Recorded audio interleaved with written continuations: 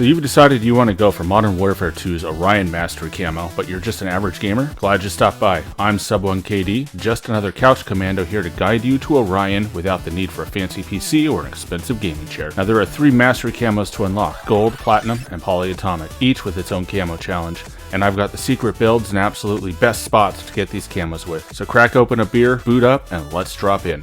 Once you start down this road, it's all about efficiency. The more efficient you can get, the faster you'll unlock the challenges, weapons, attachments, and camos. Camo grind is just that. It's a grind. There are lots of guns that aren't fun to use, or challenges that are mismatched for the guns they're assigned to. Point blank kills with sniper rifles, anyone? Forcing yourself to be efficient and approaching the grind will get you through the difficult guns and challenges while keeping some of your sanity intact, probably. Keeping track of what guns you've completed can be a challenge. Spreadsheets, Google Docs, or just trying to remember what you've done gets old fast. Instead, I came across the Warzone Loadout community app, which has a built-in Mastery Camo tracker. The ability to check off each unlocked camo is not only helpful, it's extremely satisfying. Check it out, link in the description below. Efficiency is the name of the game, which means we need to think through how we're going to approach each challenge. The 2 keys are frequency of kill opportunities and the ability to complete the challenges. That generally comes down to the mode you choose and the map you play. Shipment, for most challenges, is key. The confined space and constant kill opportunities make most challenges fly by. Platinum challenges are a different game, and we'll cover that later. Keep an eye open for 24/7 playlists. A shipment 24/7 playlist is the ideal time to focus on certain classes of guns, like pistols or launchers. Now the 4 base challenges can be broken down into 3 styles: rushing, camping, and fun. Rushing challenges include things best accomplished by pushing aggressively, like point blank or hip fire kills. On the contrary, mounted or crouching kills favor a more camping playstyle. You should build your guns accordingly. ADS hip fire builds for aggressive challenges, but gun builds with a longer reach can serve you well when crouching to get that kill at longer range. And of course, challenges requiring regular old kills or ADS kills can be done with any playstyle. Just have fun with those ones. You're going to need that break. Now pistols, shotguns, melee, and most launchers should be done exclusively on shipment. Every other map, those guns suffer from ranged issues. Closing the gap to get the kill can be a huge challenge and very frustrating. Also, hardcore is excellent for weaker guns like F-TAC or the M16,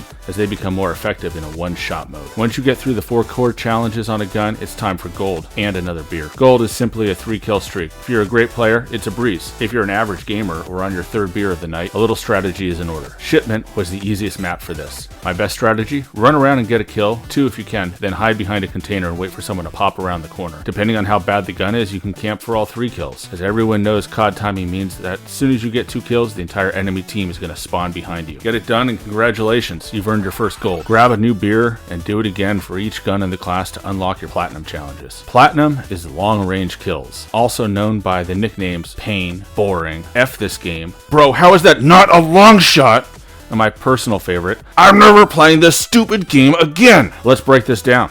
Long shot kills are designed to test the limits of a weapon's accuracy, your aim, and your patience. It is beyond frustrating. It took me about 90 hours. The following is what I learned while earning 51 platinums. Know your distances. Once you know the distances for each gun type, you can work out the spots to shoot from and the builds to use and the best approach for each class. For this challenge, you need 2 things out of a gun build: accuracy and stability. Forget ADS, forget mobility. You're going to live mounted on something, staring off into the void, regretting your life. Welcome to Platinum. For this challenge, I built almost every gun exactly the same. Longest suppressor, longest barrel, most stable stock, and a ranged optic. For me personally, my best results were between an 8 and 11x zoom level, but use whatever you are most accurate with at range. I also built 2 identical loadouts for each gun, one using a thermal optic and one as a standard optic. Smoke grenades end up getting abused in some lobbies, so being able to see through them is clutch. Now let's talk about the undergrip. Run a bipod on everything you can. My go-to is the V9 bipod grip. If that is available, run it. 2 reasons. It gives you the ability to mount while prone, virtually eliminating any sway, and it provides some stability while standing. For maps like Crown Raceway, this is a clutch that'll help you win versus snipers and marksmen. Now that you've got your gun built, it's time to get in the game, but hold up. You're not going to hit those AR long shots on shipment, so now what? Well, if you've played Shoot House for more than 45 seconds, you know about the center walls and the 19 people crowded around trying to get long shots. It's time to put Shoot House to rest for most guns and instead focus on the highest traffic, highest long shot opportunity spots in the game. A good long shot farming spot has the following criteria criteria: the distance needed to hit the shot, high traffic, and survivability. There are a lot of spots and maps that have the distance, but nobody goes there, or high traffic lanes, but you're exposed and can't get very many kills before getting earholed. With nothing but time, a falling KD, and several beers, I've determined the ultimate spots for long shot kills. To increase the funnel size and therefore the number of opportunities for long shots, I recommend playing Domination exclusively. For all of the 38-meter guns like ARs or battle rifles, map choice is key. Play these maps in hardcore with the guns built like I discussed above and set to single fire. The best 3 spots for this range are: number 1, Mercado Los Olmos. At the A flag, this map has a small half wall which looks down a hallway. Take the little space, drop a claymore pointing down the alley towards the C flag to cover your rear, and mount the half wall. From there, the back of that hallway is roughly 47 meters long. Given spawn locations and where the flag is, you'll see players moving through the 40 to 45 meter range at a high rate. I averaged between 10 to 15 long shots each game, hitting 30 plus multiple times. This is the best long shot in the entire game. Number 2, the upper window on Farm 18. Overlooking the A flag, this window faces a red container that pings between 38 and 48 meters. A fairly high traffic area used by players trying to either reach the A flag or get to the warehouse ladder. This is a fairly protected spot that generates easily 10 to 15 long shot kills per game. Number 3, Crown Raceway. This is where the bipod is critical. Finding a spot at either end of the pit road, you have players that are either taking the B flag, which is a long shot from the C flag side, or going for long shots from the other side of the road. A good zoomed optic while prone, mounted to the ground, makes hitting these shots easy, even on 2-shot rifles. Now, SMGs are going to absolutely struggle on most of these spots. The range just isn't great. So what are you going to do? To hit 30-meter shots, it's time to head back to Shoot House, but not the spot you think. This time, you'll be off on the right side, drop a deployable cover as far back as you can while still being able to see both upper windows. Mount up and enjoy a nearly endless flow of enemies between 31 and 40 meters in very predictable paths. 15 to 20 kills shouldn't be impossible per game. Pistols and shotguns live and love shipment. The map is about 35 meters squared, so hugging back walls will give you solid pistol and shotgun kills. Build each gun for long range, aim center mass, and you'll breeze through it. It is absolutely worth hanging on to pistols in the hope of a hardcore 24/7 map, as being able to 1 or 2 shot with a pistol across the map is much easier than hitting 3 or sometimes 4 shots before either the enemy closes the gap or domes you with that SPR. Shotgun kills require roughly the full length of any given container, which is the reference point I use when taking those gunfights. Snipers, go to ground war or invasion. Get on a rooftop and start looking for other snipers to shoot. Seriously, everywhere else is going to be an exercise in frustration as you land a lot of 49.5 meter shots or sit in the perfect spot until time runs out and you've only got 1 or 2 kills to show for it. 6v6 maps just aren't worth it from an efficiency standpoint. But sub, the internet says, yeah, shut up. They're wrong.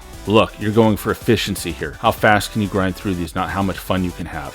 Not, oh hey, I can help my team win. Your team is going to hate you. Get over it.